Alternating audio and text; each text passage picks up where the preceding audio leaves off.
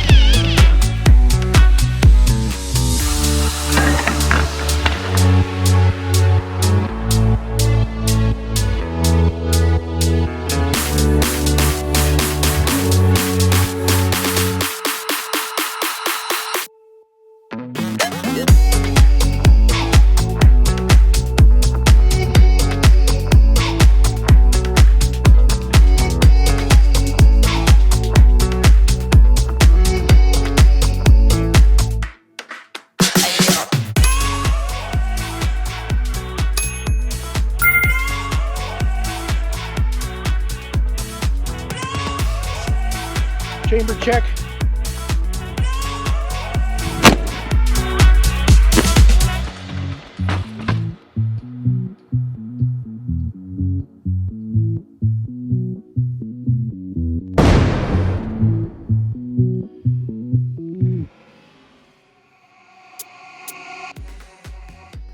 A short time ago, I made a video dispelling some of the myths around the self-defense shotgun. Now, without rehashing these topics, I will say that a common theme in the comment section below the video centered around viewers who think using Birdshot for home defense will solve all of their problems. Here's the problem: it doesn't. Far from it.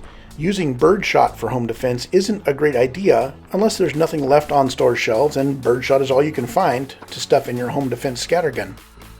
I noticed a viewer by the name of Link Hyrule, his username, and Link was countering some of these comments with some insightful, well-written replies, all without getting snooty or nasty in his arguments. I contacted Link and asked if he'd send me some of his observations and replies to be used in the making of this video. He promptly sent me a substantial collection of actual facts based on documented police and homeowner shootings using the shotgun. This is not fantasy or internet legend. It's real information that I've included with my own.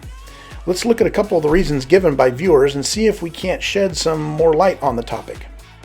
So people who keep a shotgun for self-defense believe that over-penetration is a thing, and they think that Birdshot will keep other people in their house safe because there's a myth that Birdshot will not pass through the common interior wall of a house. I built you a couple sections of a wall that closely replicates a typical interior wall of a house in the US. It is made of 2 pieces of drywall, nailed to a 2x4 frame, and stuffed with standard insulation material.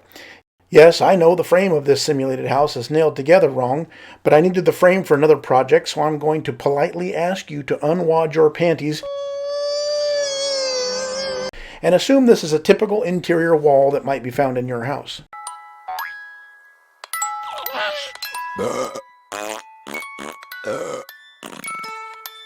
Now, I was going to use a real baby for this test, but I had difficulty finding a parent to loan theirs out. Mine are too old and are too busy watching TikTok videos to be troubled with an afternoon at the range, with Dad shooting at them. So I bought a turkey. Then I bought some diapers. Then to complete the scene, I inserted a pacifier in the turkey baby's mouth and scattered some other cute baby shit around the floor, just like a real baby would leave on a real floor. I positioned the turkey baby behind the sample interior room wall and fired a round of number 8 Birdshot from my Beretta 1301 Tactical that has an 18-inch barrel. You probably won't be surprised to see that quite a few of the tiny pellets passed right through both interior walls and came out in our turkey baby's nursery with enough energy to make some pretty decent holes in the baby.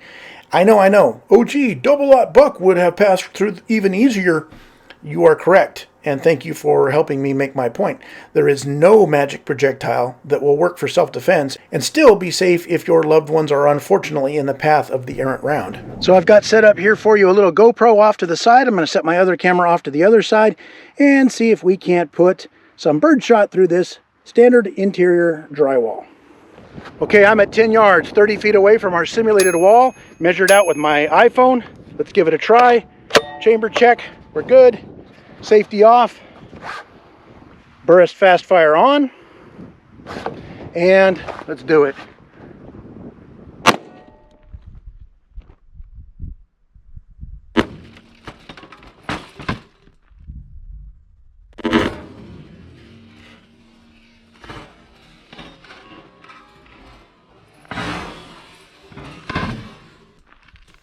So you can see here that from about 10 yards away, my birdshot pattern had held a pretty tight little group.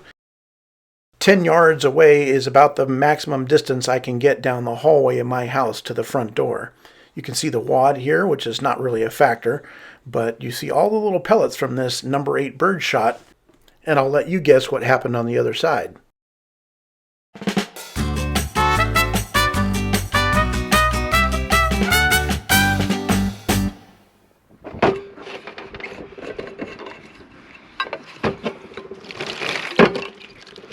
Oh, it's just like bathing my own kids when they were little. Splash on a little tap water, rub it around until the gravel comes off, and they're ready for school.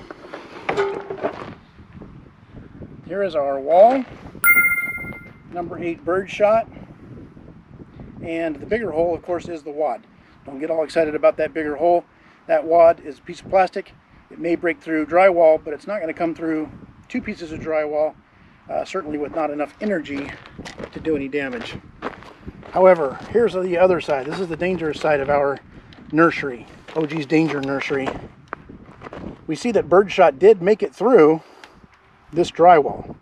Looks like the wad did too, but birdshot made it through. That's the important part that we need to remember is birdshot is not safe inside your home.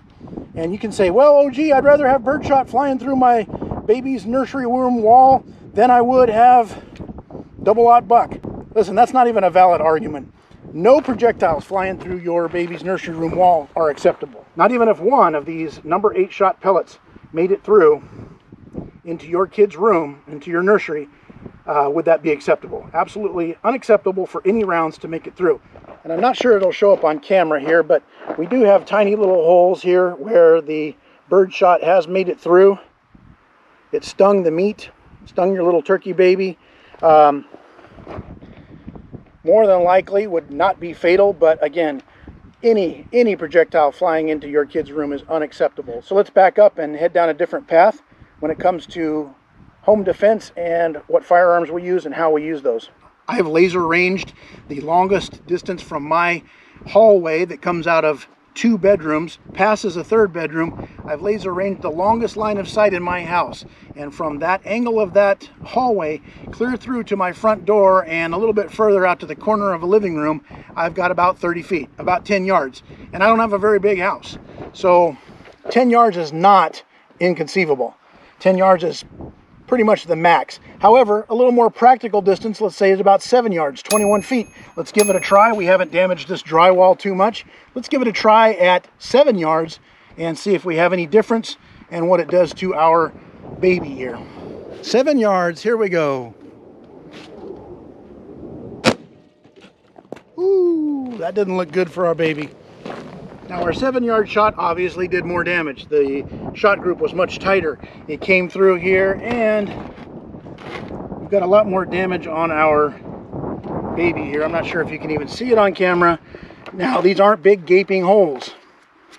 This is not a big giant gaping holes here, but our turkey baby has in fact taken some pellets to his little turkey body. There are pellet holes all over this thing, and you saw, of course, the damage to the metal can. So birdshot for use inside the home is not a good idea. So instead, here's what we're going to do. It doesn't matter which firearm you pick for home defense. I'm happy if you're using a pistol, shotgun, or a rifle for home defense. But let me give you this. There is no drywall in any American home, typical drywall walls, that are going to stop any of those rounds. I don't care if it's 9mm, 380, I don't care if it's AR-15. We've heard a lot of myths about rifle rounds tumbling and not exiting out the drywall. I could do a whole nother video, but all projectiles are going to pass through a standard interior wall with U.S. construction. They're always going to endanger the people behind those walls. Instead, what we're going to do is make a better plan. We're going to take those rooms, and I don't know, if you've got a room that is between you and a bad guy in a house, maybe let's reconfigure your house. Maybe let's reconfigure your home defense plan, and instead of firing down the hallway with your kids behind your target, if our target is a bad guy and he's standing in a hallway and my kid's behind that bad guy, first of all, that's a bad situation. I better make sure all of those rounds have hit my bad guy. Second of all, I better make sure that whatever ammunition I'm using loses its energy in the bad guy and does not overpenetrate. This is kind of the point behind hollow points. They expand, they dump their energy in the bad guy, they do more damage in the bad guy, and then they end up sticking in the bad guy and not flying on through like ball ammunition. So instead of trying to design your self-defense situation around home construction materials, how about instead pick a firearm, pick some ammunition, and pick a better place for your kids? Let's make a plan that if something goes off in your house, maybe you've got an alarm system, maybe you've got a dog, maybe you've got something that's going to wake you up and alert you. How about get to those kids' rooms first so that your angle of attack does not include your kids behind the muzzle of your firearm? We don't want to rely on this to protect our kids. There's no way that drywall is going to protect our kids from birdshot. Since we've got our turkey baby out here and it is only peppered in lightweight birdshot, let's go ahead and I want to demonstrate. This is a frozen turkey. It's getting a little soft on the outside, but I want to demonstrate for you a direct shot with birdshot at a reasonable distance, let's say 7 yards, what it's going to do directly to meat. Everybody thinks that birdshot up close is going to tear a big giant ragged hole in a bad guy and blow his gooey bits out the back. That's not exactly true. These projectiles inside this round are too light. They're too light to drive deep inside. Birdshot does not penetrate very deeply. It's certainly going to get stopped by things like muscle, bone, and arms and appendages that get in the way. It is not going to stop a bad guy. All it's going to do is tear up a bad guy. It's going to tear a big gnarly hole in him, but it may not reach his vitals and shut down that attacker. One thing we can assure it's going to do, it's going to piss him off. And chances are very, very, very good, if I was a betting man, that he's going to turn around and decide to attack somewhere else. But these days, we've got crazy people wandering our streets wielding swords and machetes. We've got drugged up attackers. We've got gangbangers who are going into the wrong houses, mistakenly attacking a family. We can't rely on a bad guy taking a shot of birdshot going, ouch, that stings, and turning around and heading out. He might not just be there to steal your silverware. He might actually be there for violent criminal intent, as violent criminal actors do. You would be a prosecutor's wet dream if you used birdshot to try and stop somebody and your statement was, I just wanted to sting him, I just wanted to blind him and turn him around and send him out. You've used deadly force. That shotgun is deadly force. It doesn't matter what you put in it.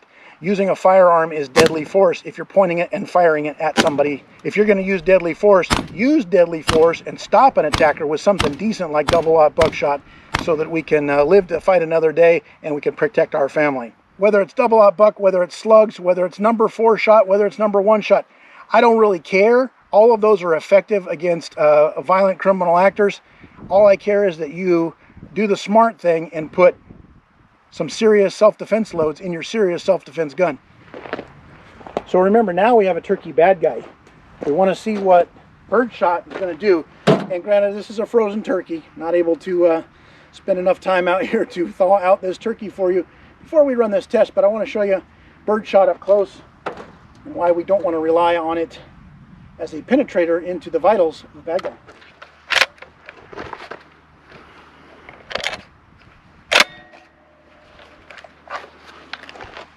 I'm about 7 yards away. Let's give it a try. I have a feeling I'm going to be pulling this guy up off the ground again. Okay, here's our turkey. Now remember, our turkey is frozen, so the interior here is awfully hard. It's harder than a human would be, but you can tell our birdshot, this exterior out here, the first inch or so, is actually thawed. Our birdshot, all it did was shred this stuff apart. We've still got little tiny BBs in here that didn't dig in very deep, mostly because the turkey was frozen, but Remember, behind our inch or two of meat, we've got bones, we've got a rib cage, we've got skull, we've got other hard things inside of us too. That's what she said.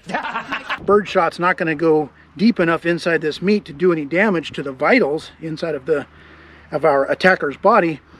Why would we want to rely on birdshot to stop an attacker? So really quickly, before our sun goes down, I also want to show you out here birdshot on a target at a typical 10-yard range. So I'm going to try birdshot from 18-inch Benelli 1301. No chokes or anything like that. Standard old birdshot out there at 10 yards. And then we're going to try Sergio. Sergio's got an 870 Wingmaster here with a 28-inch bird barrel. We're going to try that birdshot also from there and see if we can't tighten that pattern down a little tighter, but still going to be viable for 10 yards in the house use out of even a bird shotgun, which would be far less than ideal for maneuvering around corners and defending your home. 24 grain says. Right at the center of our bad guy, 18-inch barrel Fiocchi birdshot. Very light recoil. Let's take a look. You and I are both going to agree that's going to put a hurting on somebody. That is a whole lot of pellets on a guy at 10 yards. Here's the thing. Pain is not always going to stop your bad guy. All those pellets on a guy at 10 yards, if he is driven, if he is super pissed off and coming at you with a machete, he is not going to bleed out from those tiny little holes fast enough to protect you and your family. This is why we prefer not to use birdshot. It is certainly better than nothing. It's better than rock salt. Sergio has his 28-inch 870 Wingmaster. We're going to try the exact same Fiocchi birdshot out of this long gun and see what we can get on the exact same target.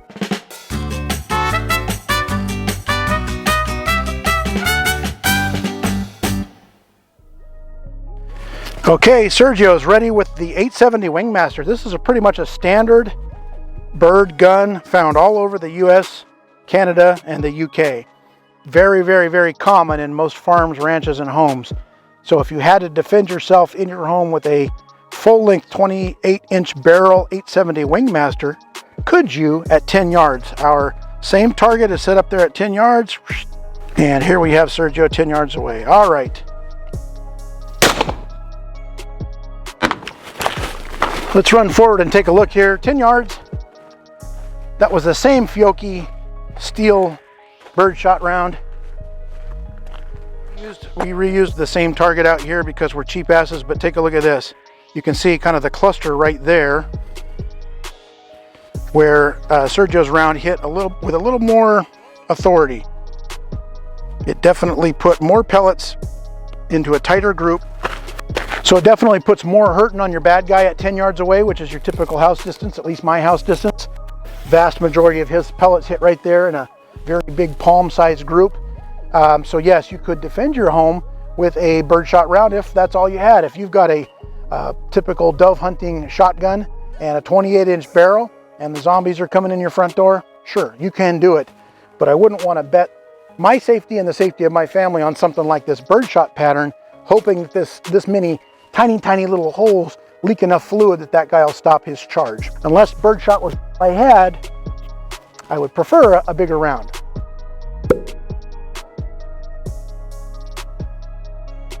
Well, there you have it. There's my opinion on using birdshot in a 12-gauge shotgun for home defense. This is my opinion only. I'm a guy on the internet, so if it's something that you use and you found viable for your situation, more power to you. I don't mean to be shitting on your choice, but it's not my choice, and I think I just explained the reason why. I appreciate you guys stopping by and watching this video nonetheless. I hope you liked it. If you did, give me a thumbs up down below. If you'd like to join us over on Patreon, the link is in the description below this video. Once again, thanks for hanging out with me. You guys stay safe out there, and I will see you on the next video. OG out.